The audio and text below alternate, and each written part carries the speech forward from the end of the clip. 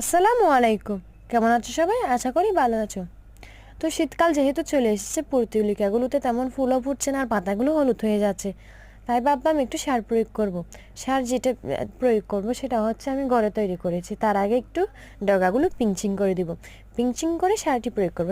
তো শোনো সারটি কীভাবে তৈরি করেছি। সার তৈরি করেছি হচ্ছে অনেক দিন ধরে কমলার খোসা 1 কাপ পানির মধ্যে ভিজিয়ে রেখেছি। তো এখন সেটা প্রয়োগ করব হচ্ছে অর্ধেক নর্মাল পানির সাথে মিক্স করে। তারপর সুন্দর করে জাকিয়ে নিতে হবে যাতে সবগুলো মিক্স হয়ে যায়।